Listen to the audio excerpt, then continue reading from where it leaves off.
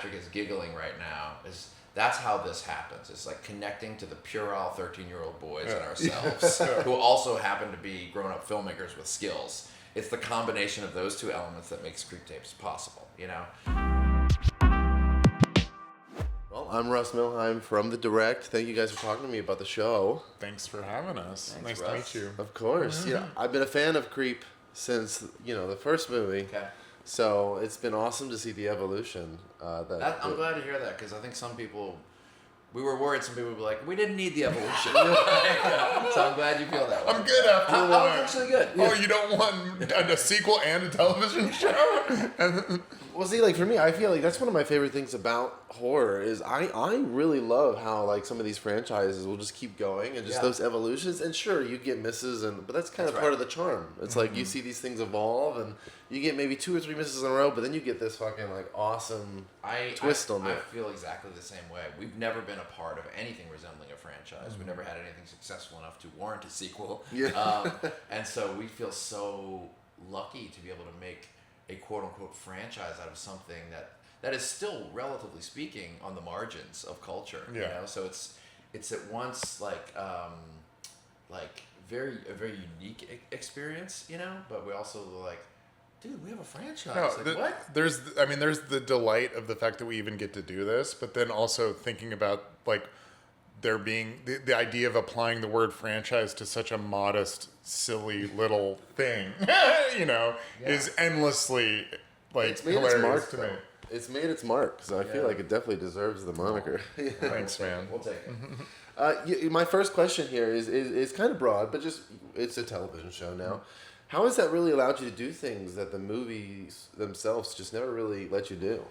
Well, I would say formalistically, there's more chaos involved in the television show than in the movies, because when you're trying to wrangle something that's about 30 minutes, it allows you to strike out more daringly, and you can make a lot of different stories and different types of stories work in that format, which is really good. And I think Patrick and I were a little paralyzed after we made Creep 2 to make Creep 3. They were so successful, and when I say successful, I mean the core fans loved them so much. We really didn't want to make anything unless we felt like it could match or in some way supersede that, So there's something about making the Creep tapes that freed us up a little bit to just be like, well, we're not going to make the double album. We're going to make a bunch of weird EPs, and that got really fun. Yeah. You mentioned Creep 3, and I did just want to ask, we're now on the show, right?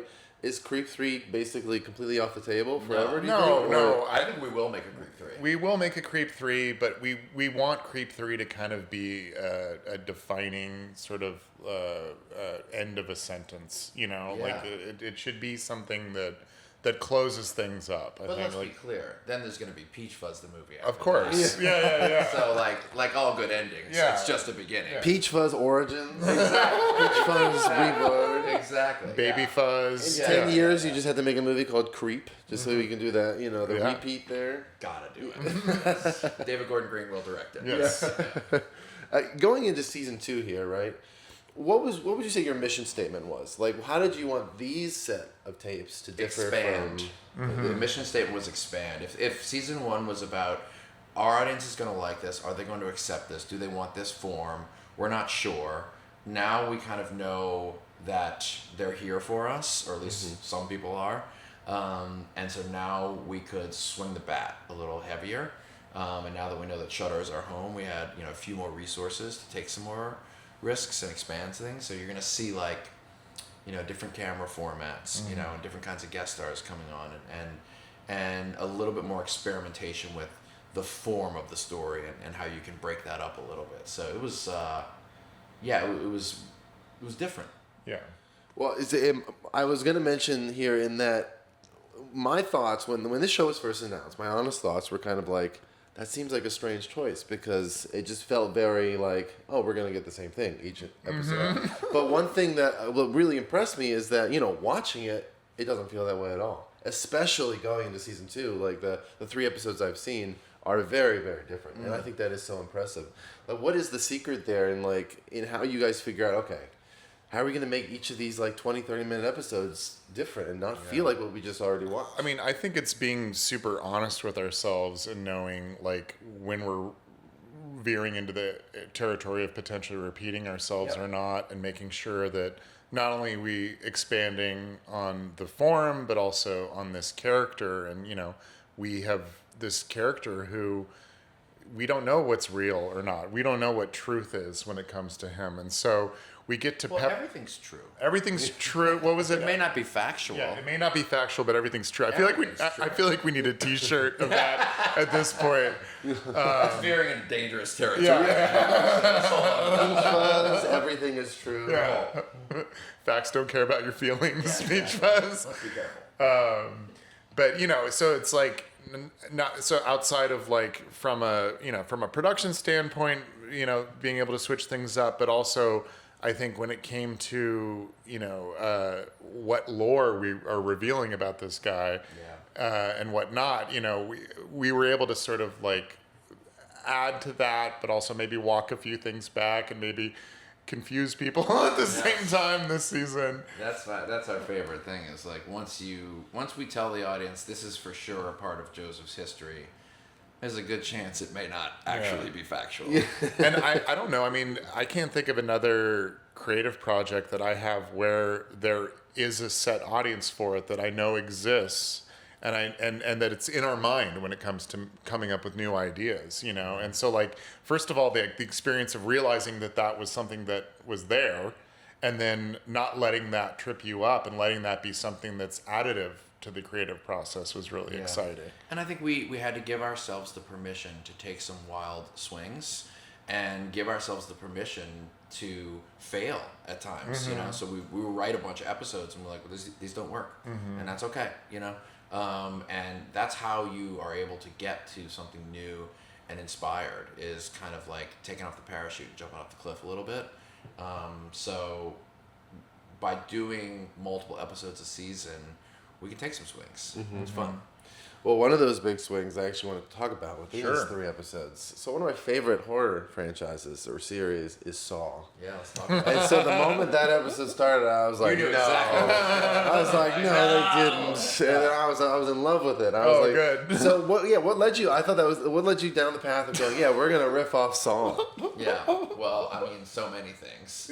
First of all, the way that Patrick is giggling right now is that's how this happens. It's like connecting to the puerile 13-year-old boys in ourselves who also happen to be grown-up filmmakers with skills. It's the combination of those two elements that makes Creep Tapes possible, So we started talking about like, we should riff on a franchise, and we were certain that my character had never seen the movies, but he's still trying to like, you just seen the trailer, that he can't watch scary movies because his imagination's too active, and then we kicked that around, and then Patrick one day came back and he's like, guys, we can rent the room that they shot Saw in.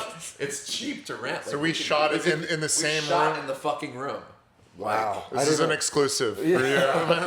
That's awesome. Yeah. So we were like, we have to do it now. Yeah. And that was it. We were looking at other like industrial spaces and basements and stuff, and then that came up. It's also right next to my house. Yeah. Not to dox myself, but I was able to like drop my kids off at school and then go to the Saw room. Patrick's just self-doxing right here. Yeah.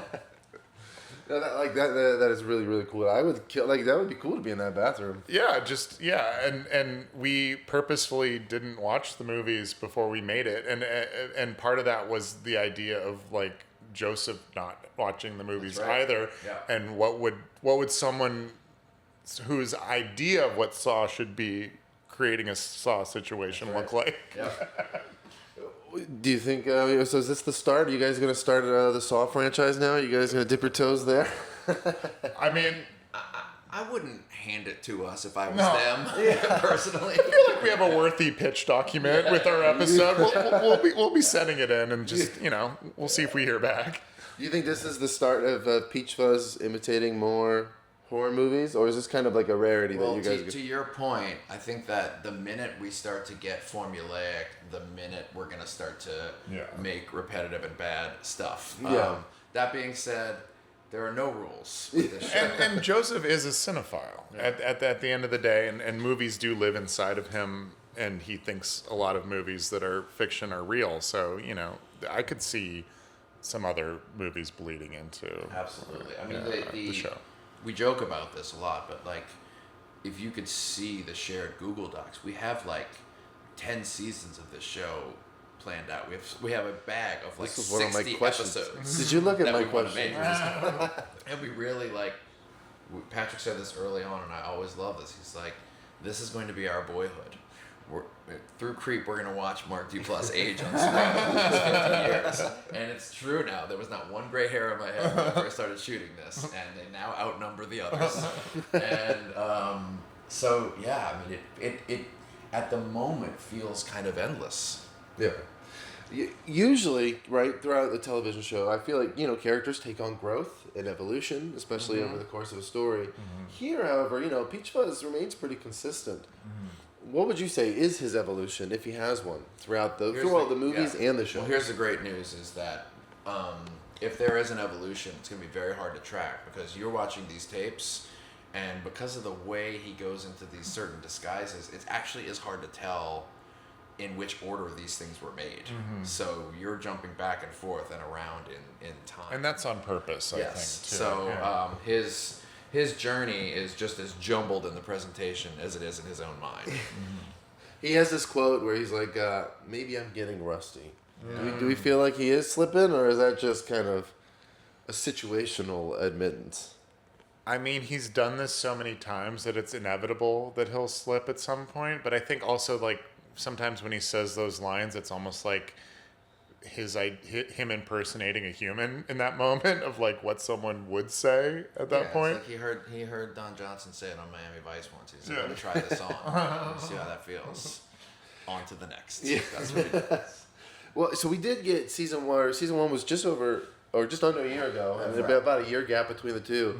Do you guys hope for that same kind of cadence going forward? We all want it, the Shudder folks and the AMC folks are so incredible. We have this pipeline of Scott Schumann runs IFC Films. I've been working with Scott for 20 years from the independent film space, who ushered us into Shudder and then up to AMC, and Dan, who runs AMC. They're just like such a perfect fit for us because like they don't have the kinds of money that all these other networks have to go make these massive shows. So we are the essential fit for them. So honestly, it's like, our goal is let's go every year in November, carve space for the schedule for us to do it. And it's a different kind of approach for television right now. What people are doing in TV is like, let's spend $10 million an episode and try and be the number one show. Yeah. This is, let's spend a fraction of that and let's stay on the air and let's let people slowly find this and discover this the way you would a cable access show in 1994. And then by the time we turn around, we're going to have made 200 episodes. That's what we want. The season one finale introduced Peachfuzz's mom. Yep. Or so we're supposed to believe, right? Can you tease any big kind of things there with season two? Are we going to get some more? We can, right? I mean, we can say we love the idea of exploring other Yes. potential family members. How about that? Yeah, that's good. Don't worry, you'll be safe. Okay. Yes. Okay, very last question for you, just because I want to ask while you're here, Mark. Yes. Congratulations, by the way, on the morning show. Thank you. Season 5. Season 4 is only just now airing, but right. are you guys going into production for season 5 like soon? Are you just like constantly doing that show? Yeah, we've been greenlit for season 5. I'm not constantly doing it because they take forever to write and make that show, as well they should, because it's a behemoth show. So we wrapped season 4 like over a year ago. So we'll shoot season 5 at some point next year. And what a great change from the Creep tapes. Yeah, right. Those are so wildly what a nice different. balance. Yeah. Yeah. Well, thank you guys so much for talking to me Thank about you. the Creep tapes. Yeah. It was awesome. And more Saul, please. I'm just kidding. No, but that was great. That was great. Thank you guys. Thanks, man.